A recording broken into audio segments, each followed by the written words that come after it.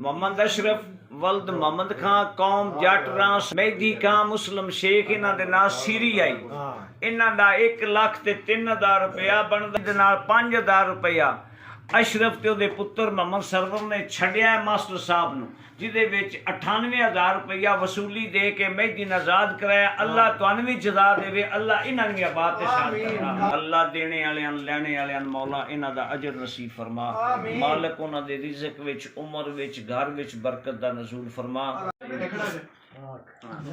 थोड़ा जिहा पासे लो ना, थोड़ा साइड ते मेरे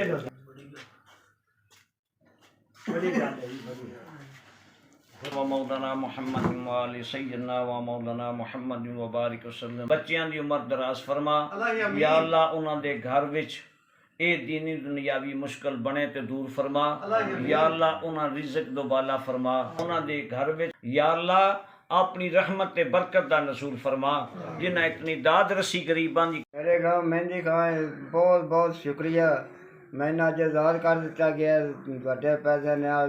मैं मस्कीन बंदा ते बहुत बहुत मेहरबानी अल्लाह ताला तुहाडे रंग लाए तुहानूं खुश रहो ते आबाद रहो। 98,000 रुपया जेह्ड़ा ओह दित्ता गया निक्का मेरा पोतरा ये भी नाल मेरे लगा फिरदा बच्चा। मेरे अल्लाह तुझे बसते रहो, तुझे मेरे दादे ने आजाद कराया, अल्लाह तुझे जीवते रहो, तुहानूं कोई मुश्किल ना आवे। 98,000 रुपया दे के आजाद करा दिता गया। अल्लाह ताला तुहानूं बहुत दे बसते रहो खुश रखो। बस बड़ा